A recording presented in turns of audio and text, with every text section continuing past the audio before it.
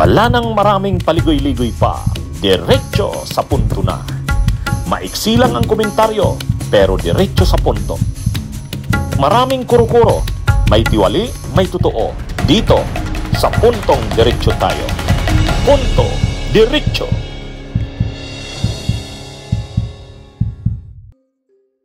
Ito mga kabunyog, mayroong latest na balita tungkol dyan kay Duterte sa ICC. Ang latest na balita, ang kahihinat na ni Duterte, kung talagang matutuloy ba ang kaso niya o hindi, ang last na ngayon na pag-asa, ito na, nakaatang sa isang babae. Parang tawagin na nating ang kahihinat na ni Duterte, ano ba talagang mangyayari sa kanya? Makukulong na ba siya ng tuluyan? O madidismiss na ang kaso niya? Ito na yung huling barahan niya . May bagong judge ngayon na inappoint sa ICC. Ang pangalan niya, Judge Luz del Carmen Ibanez Carranza.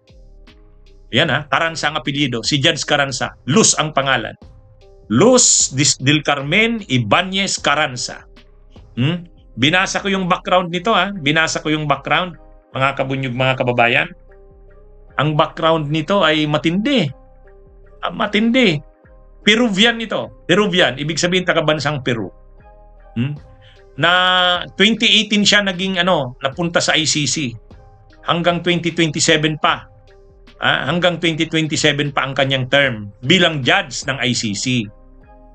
Yung kasing binabanggit natin na tatlong judges, yung ang presiding judge si Motok, kasamahan niya si Ganso, tapos si Liera, yung tatlong judges na babae. Yun yung pre-trial chamber 1. Pre-trial chamber 1 yun.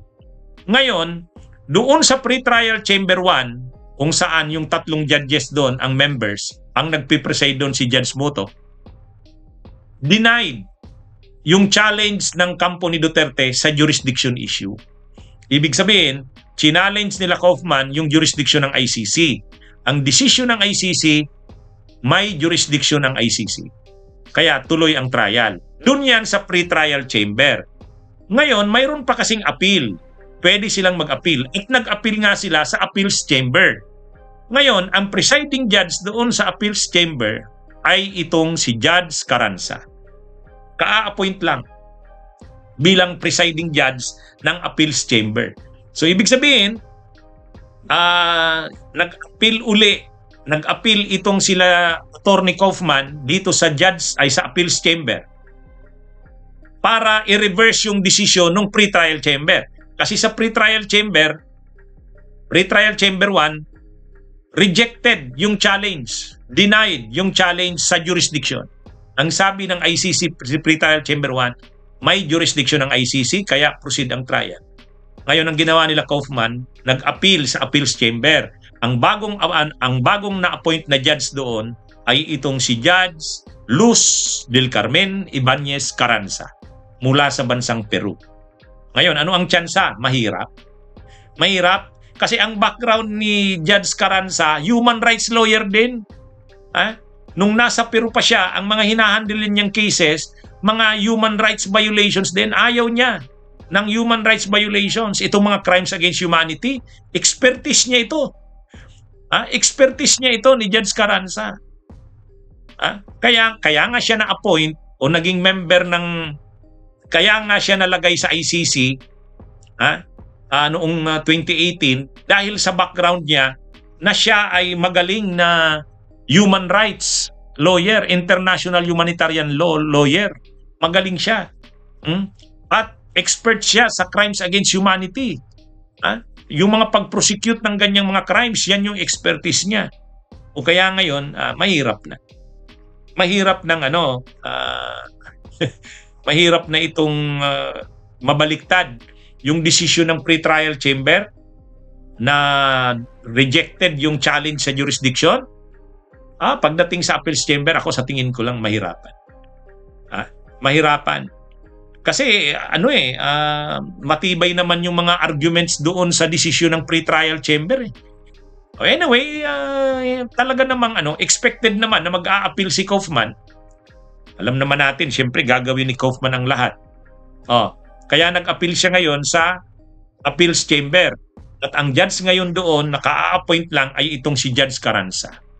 So dito ngayon kay Judge Carranza nakasalalay ang ni Duterte. Kung makakalaya na nga ba siya. Kasi kapag nag-decide yung appeals chamber na walang jurisdiction ng ICC, i-reverse yung decision ng pretrial chamber. Kapag sa appeal, ni-reverse yung decision ng pretrial chamber, wala, madidismiss na ang kaso ni Duterte. Pero, kaya ang irony ni Duterte dito, galit na galit si Duterte sa mga babae. Hindi. Ang ibig sabihin natin, di ba, basto si Duterte pagdating sa mga babae. Dito ngayon, nakikita niya. Yung 3 members ng pre-trial chamber 1, lahat babae yon. Si Judge Mutok, si Judge Ganso, at saka si Judge Liera. Lahat yung babae. Dito na naman sa appeals chamber, ang magde-decide na naman sa kaso niya, babaeng judge, si Judge Carranza. At itong mga babaeng judges na ito, hindi ito mga simple. Parang kung sa atin, Conchita Carpio Morales ito. Matitindi ang mga paninindigan ng mga ito. Hindi ito pwedeng sindak-sindakin ng mga DDS. Hindi ito pwedeng mga sindak-sindakin lang ni Kaufman. Ano ito? Talaga, hindi. Maganda naman sa kanila, fair sila. Mabuti nga binibigyan ng due process si Duterte. Yung dininay niyang due process doon sa mga biktima ng war on drugs, dito binibigyan siya ng due process. Naalala ko tuloy si Attorney Regal Oliva. Yung Attorney Regal Oliva, DDS yun. Ngayon, ini-explain ni Attorney Regal Oliva sa vlog niya na mabuti nga ang ICC binibigyan ng due process si Duterte. Bagay na hindi binigay ni Duterte sa mga biktima sa war on drugs. Galit yung mga DDS. DDS na itong si Attorney Regal Oliva, pero nagalit sa kanya yung mga DDS. Kaya ang nangyari, yung 1.6 million yata na followers ni Attorney Regal Oliva, biglang nabawasan, naging 1.4 million yata yun. Nag-sorry si Attorney Regal Oliva. Pero totoo naman yung sinabi ni Attorney Regal Oliva. Yung dininay ni Duterte sa kanyang sa biktima ng war on drugs niya, dito binibigay sa kanya due process. Due process. Kaya mapalad, maswerte pa nga siya, binibigyan siya ng due process. Yung bagay na yon, dininay niya sa kanyang mga biktima sa war on drugs. Anyway, so ito mga kabunyog, mga kababayan, ito yung ating talakayan. Tatambakan ang mga Duterte. Bunyog, halikan na kasama ka.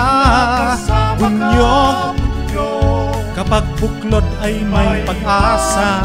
Luzon, Visayas, Mindanao, isa ang pananaw. Sa bagong Pilipinas ang bunyog isisigaw. Bunyog.